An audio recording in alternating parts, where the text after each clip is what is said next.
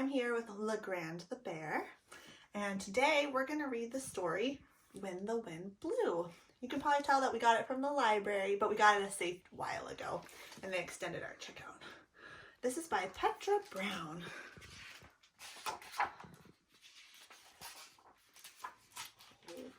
Little Bear woke up in the night. There was a sound, a big roaring sort of sound. What could such a loud and scary sound be? Little Bear growled, "Rah," and snuggled back closer into his mama's warm belly. "It's just the wind," said the big bear. "It can't come in, and we're safe and warm." Soon the sound of the wind mingled with the sound of Big Bear's breathing.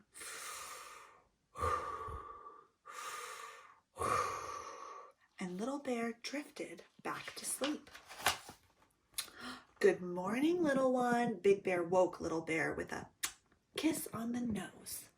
Little Bear yawned and he stretched. His tummy rumbled. "I'm hungry," he said.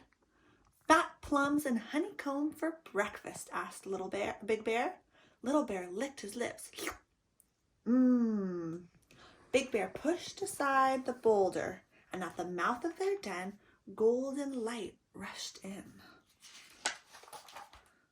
"It's very bright and a very sunny morning," said Big Bear, blinking in the light. Little Bear let out a yelp and cried, "All the trees are lying down."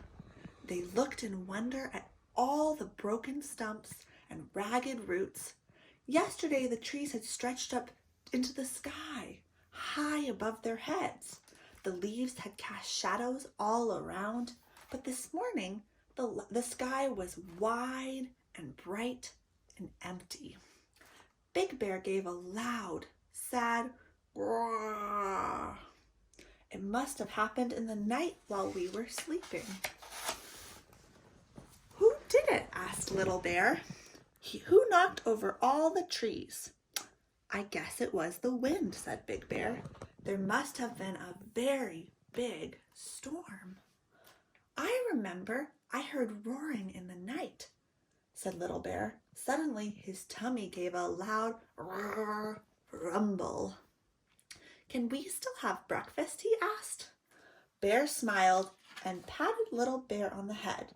"Well, we won't have to climb for any honey or fruit today." After breakfast, they went exploring. They climbed over, crawled under, squeezed through all the fallen trees until they reached Mirror Lake, where the water copied the sky. "Did the wind hurt the water?" asked Little Bear. "I guess it stirred up the waves," said Big Bear, "but we can still drink it." The water was cool and sweet. "The birds must have had a terrible night," said Big Bear. "We're lucky, Little Bear," said Little Bear.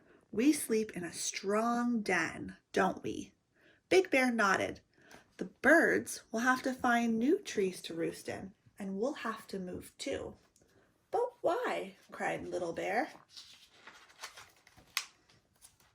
"The fruit trees won't make fruit anymore, and the bees that make honey, they will fly away," said Big Bear. "They need trees to build their hives." Little Bear felt upset and sad, but Big Bear hugged him. "Don't worry, Little Bear. Things will be fine. You wait and see." Little Bear sat quietly thinking. "Things will be all right," he thought, "as long as I have Big Bear with me." "Come on, Little Bear, let's ride the river." "That's cool." Big Bear splashed to the lake and lay down in the water, floating belly up. Little Bear climbed on top.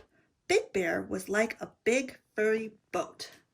The river left Mirror Lake whoosh with a swoosh. As they bobbed along on the Big Bear's belly, Little Bear looked around him. Not one tree was left standing. What if all the trees in the whole world had blown over? Soon the river slowed, and they swam ashore. Here was a pretty meadow. They lay among the sweet-smelling flowers, and they let the sun dry their fur. Why didn't the flowers blow away in the wind? Asked Little Bear. They bend, said Big Bear, and when the wind passes, they spring up again. I can bend, said Little Bear. When they were dry, they followed the river until they reached the edge of the cliffs where the waterfall made a rainbow with the sun. Look, cried Little Bear, the trees in the valley are still standing. I guess the cliff protected the trees from the wind, said Big Bear.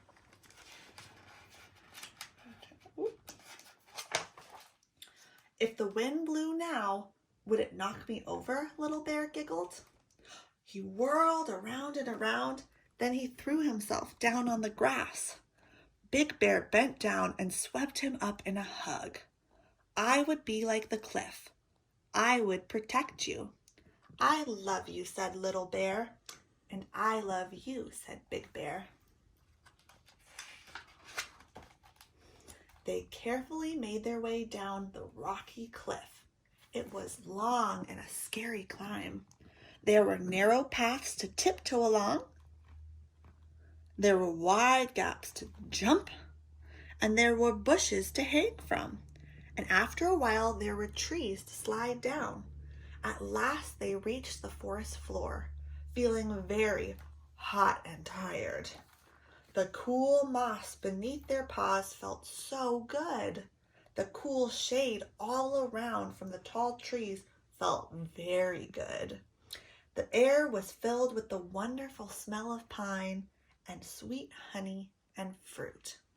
And among the scattered boulders at the foot of the cliff, they found a lovely, dry, dark cave. It's better than our old den, cried Little Bear. They gathered up grasses and flowers, made a big soft nest at the back of the cave, but now the sky glowed orange through the trees. It was time for bed. It had been a long and strange day, and the two bears felt very sleepy. They cuddled up together, safe inside their new home. I don't miss our old den at all, said Little Bear as he snuggled up to Big Bear, because when I'm with you, wherever we are, I feel like I'm at home.